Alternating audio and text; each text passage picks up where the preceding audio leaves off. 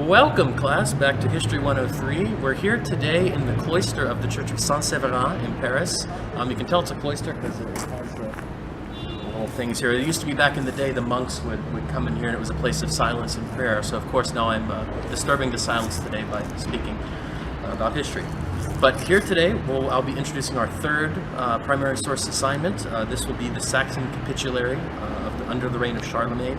It's a really fascinating document. I think it's really cool, especially when we think about it compared to what we did last week, which we looked at the Pact of Umar, which, as you should all know at this point, was a list of responsibilities that the conquered non-Muslims owed to the Islamic overlords that had conquered them. So this is sort of the same sort of thing. You have Charlemagne who goes into Saxony and Germany and sets out this capitulary, which is a set of rules, a set of laws that the conquered Saxons have to listen to.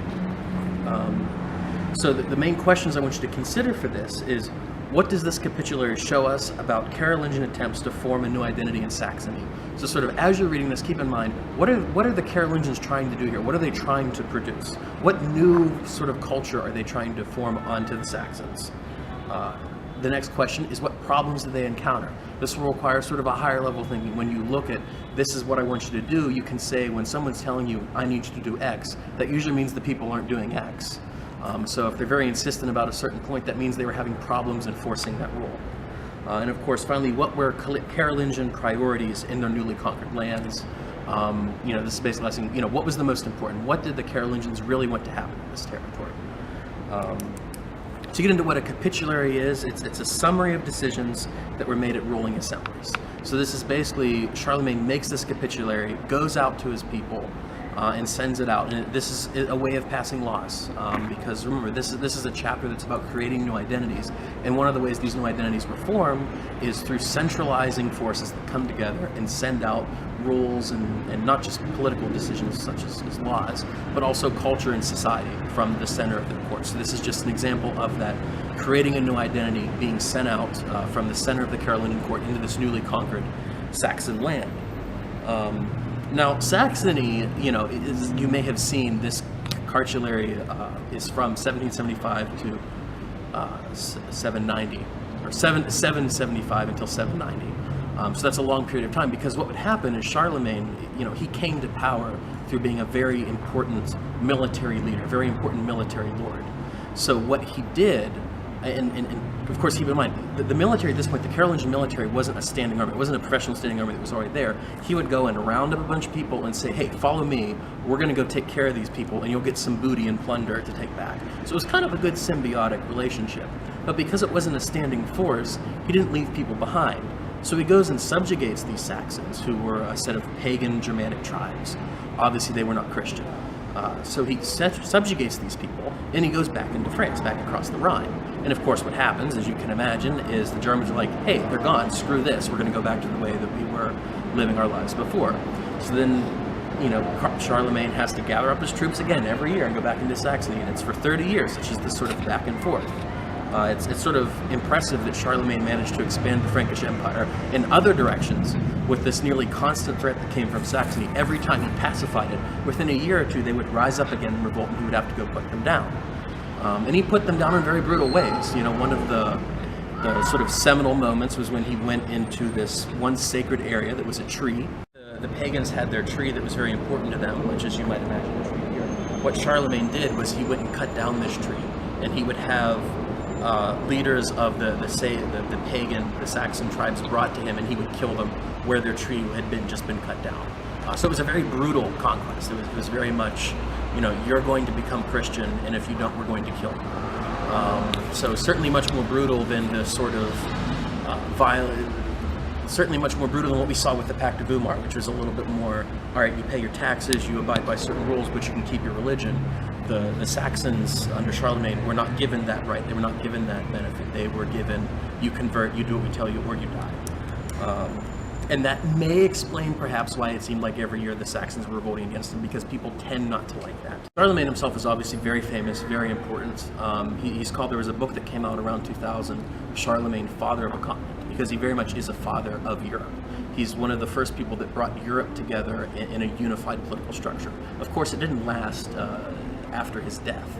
you can read in your book about the fall of the Carolingian Empire, but it's really sort of instructive because you have this plan. The way the Carolingian inheritance worked was you divided equally among your children. So what he planned to do is he had 3 children.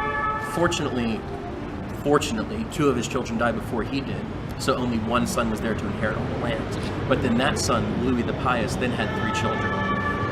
And those 3 children ended up getting, the 3 territories. You had one thing that became, on the west you had sort of Francia that came together. You had on the east, you had sort of the territory that became Germany. In the middle you had Lotharingia. Now of course, the Lotharingia went to the oldest brother, who was also given the official title of emperor. And what the 2 younger brothers did, they weren't too happy about this. They said, hey, let's work together, let's break up his territory, and then we can take care of him. So that's what they did. And then you have this area that's in the middle, Lotharingia, that ends up being fought over between France and Germany for pretty much up until modern days. I mean, it's actually remarkable that France and Germany, being in the EU, are not fighting one another, because that's sort of the default assumption between France and Germany throughout history. You see, particularly the territory of Alsace and Lorraine, if you are fans of 20th century history, you know that changed hands a couple different times between France and Germany. So yeah, Charlemagne, as I said, he was the emperor. He was made the emperor, and remember we talked before about this attempt at creating new identities. The Pope did this, and if you remember back to how the Carolingians came to power, they came to power by sort of attaching themselves to religion and attaching themselves to this sort of, the papacy likes us. Well, it was, again, more of this give and get. What happened was Charlemagne went down into Italy.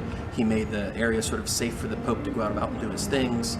And then he returned, and the Pope ended up in 800 crowning him with the Holy Roman Emperor, as the Roman Emperor born again.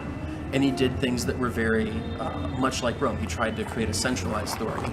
He did these capitularies, these set of laws that went out to try and enforce a degree of uniformity across his nation. He sent out what's called the Missi Dominici, which is Latin for messengers of the Lord, which are these people who would go out and ensure that the laws were being followed. And it was really an attempt to make a centralized state. And of course, as we said, it didn't work because things got divided up, and these 2 states continued to fight. And of course, as they had their own children, it continued to divide a little bit more. Then you always get the court intrigues about who's going to be the next thing. So the Carolingian experiment didn't really last, but it still had a lasting influence because it created a lot of patterns for people to go after, and we'll see these patterns develop as we go through the rest of the course.